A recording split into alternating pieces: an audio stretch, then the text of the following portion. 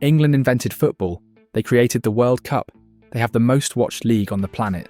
And yet, they've won the World Cup once, in 1966, at home, with a goal that probably didn't cross the line. This is the story of England at the World Cup, the story of "it's coming home," a phrase that started as irony and became a curse. The story of a nation that expects to win, yet keeps finding new ways to break their fans' hearts. From 1966 glory to penalty shootout disasters, from the golden generation's failures to Gareth Southgate's near misses. This is 60 years of hope, heartbreak, and the question that haunts every English fan. Why can't we win the big one anymore? Before we dive in, smash that subscribe button because we're covering all 48 teams before the 2026 World Cup. And trust me, England's story is one of the most painful yet fascinating in football history. Stick around till the end because we'll talk about whether the curse can finally be broken. And if you love World Cup history, check out our videos on Brazil, Germany, and France. 3 nations that have done what England can't seem to do anymore: win. Let's get into it. Let's start with something that shocks people. England invented modern football.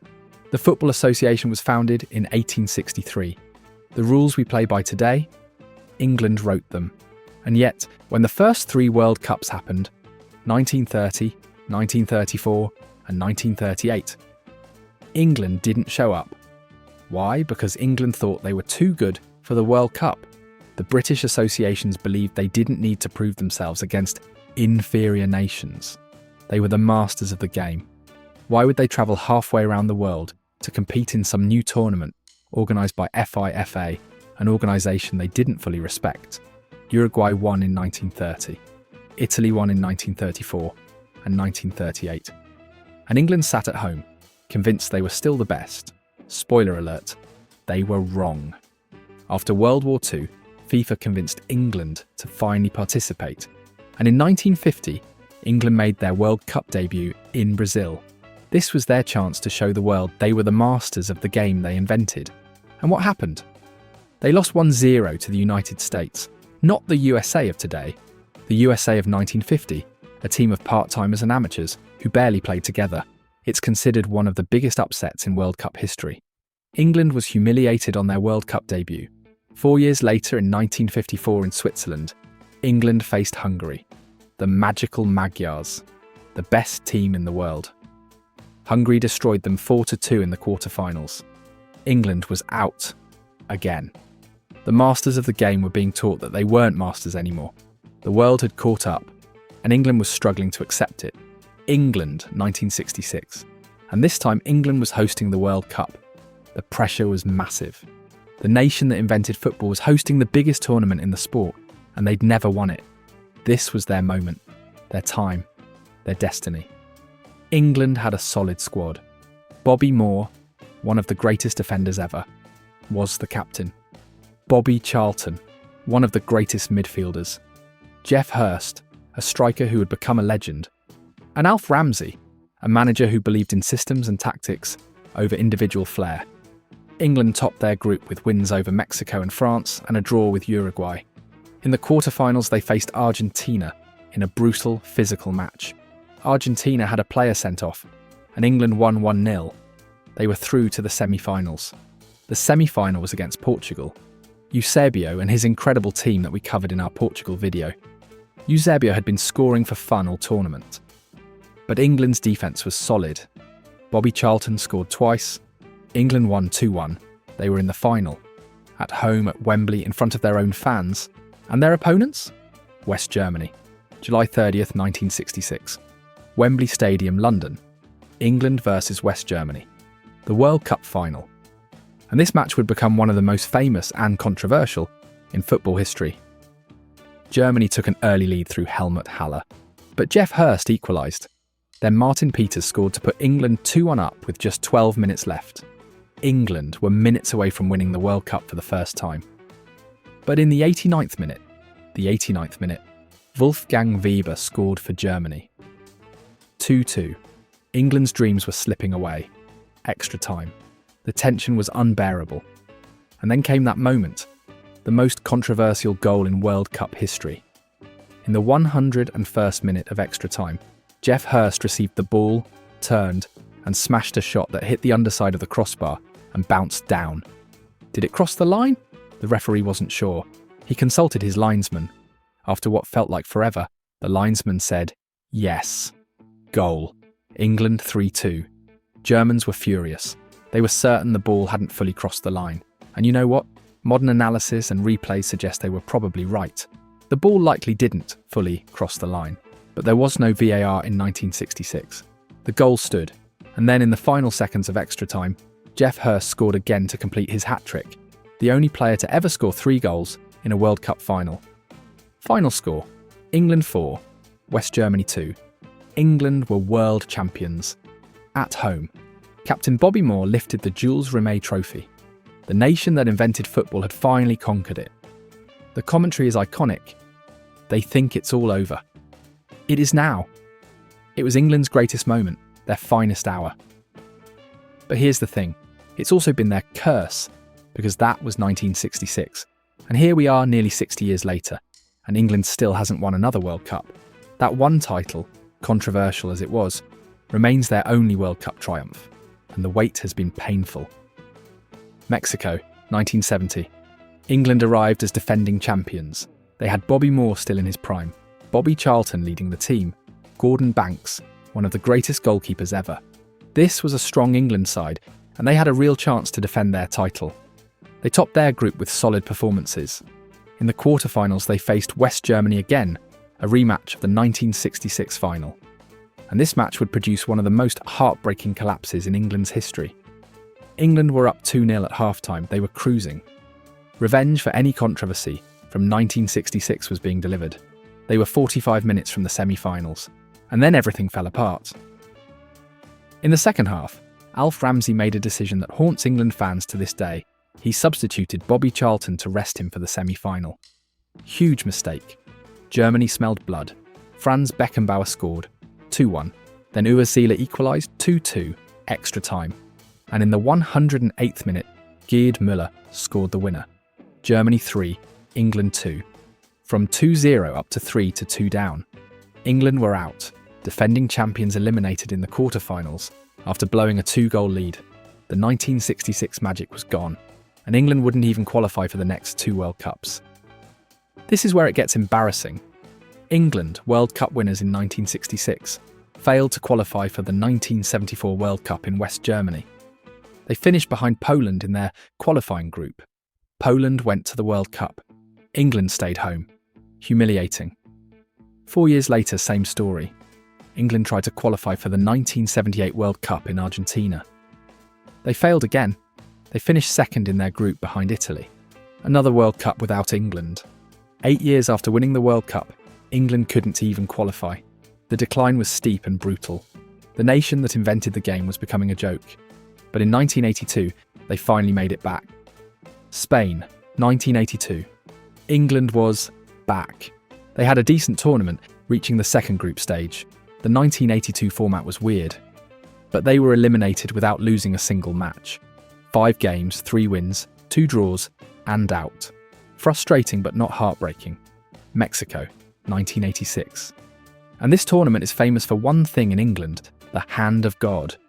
England faced Argentina in the quarterfinals, and Diego Maradona produced the most controversial and the most brilliant moments in World Cup history in the same match.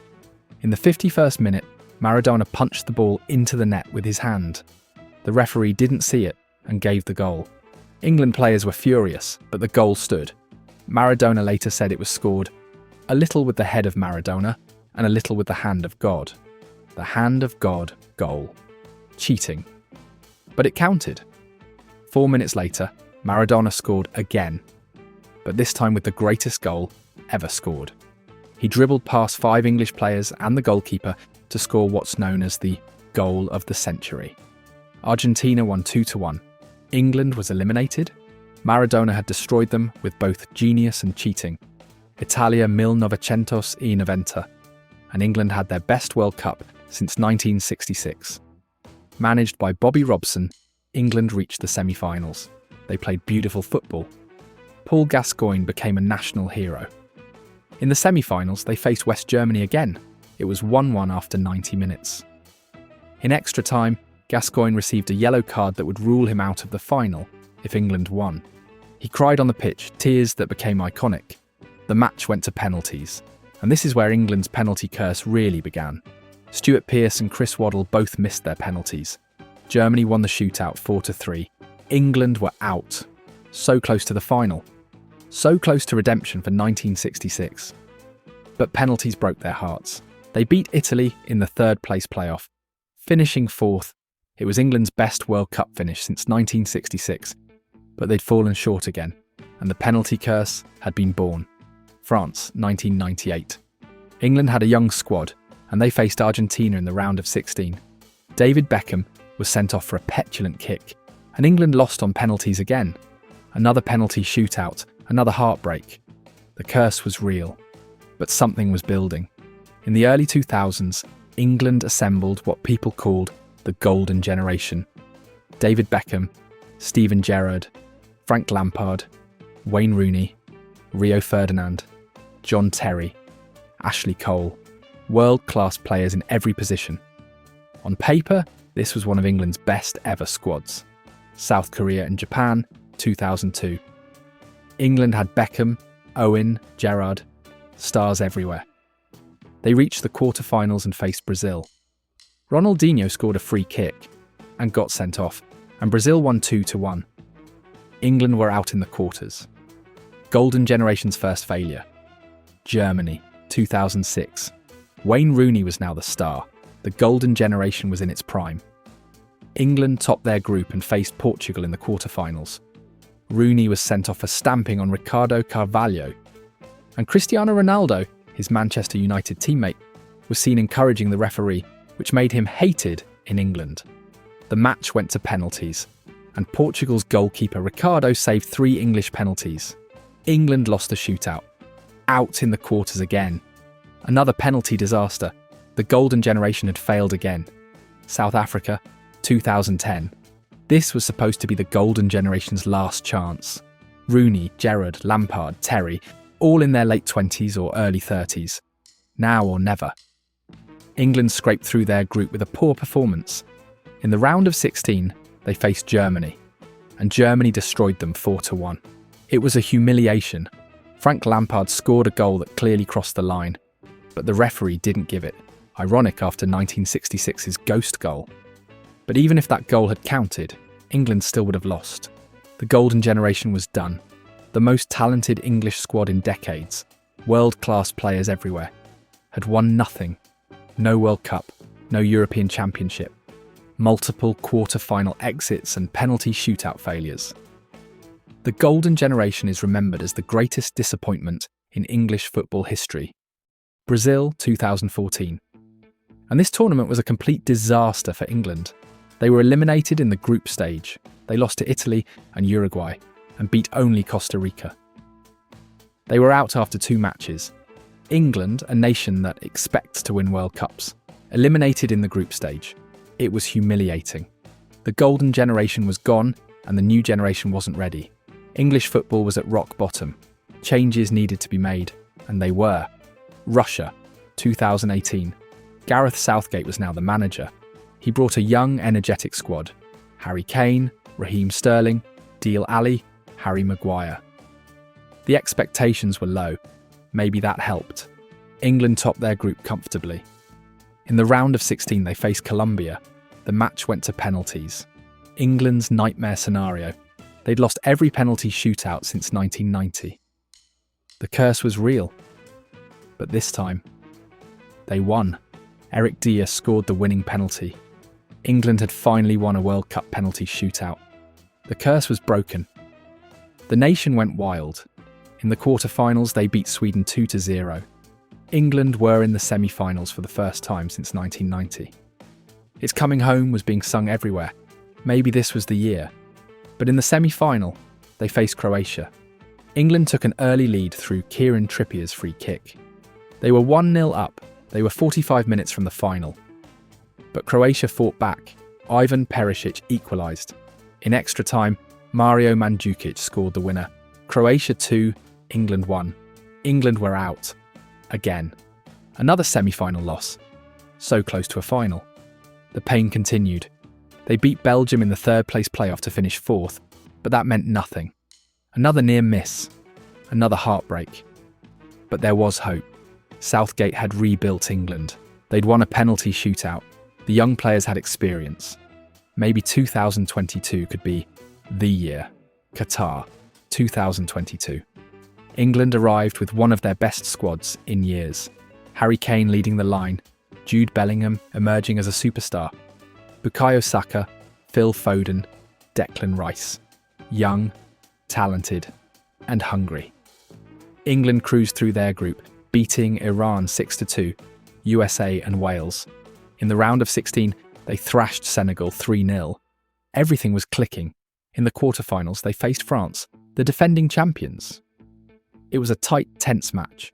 Aurélien Tchouameni scored a long-range stunner for France. Then England won a penalty. Harry Kane, one of the best penalty takers in the world, stepped up and scored. 1-1, game on. But then Olivier Giroud scored for France. 2-1 France.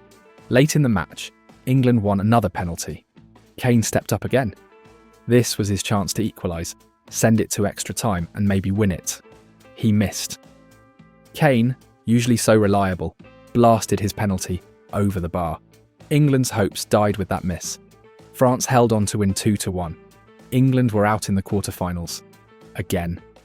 Harry Kane, England's captain and all-time top scorer, had missed the penalty that could have kept England's World Cup dreams alive.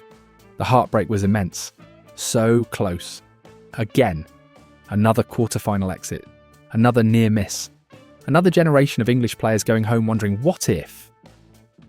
So let's talk about England's World Cup legacy. Because it's brutal. One World Cup title. 1966. At home. With a controversial goal. 58 years ago.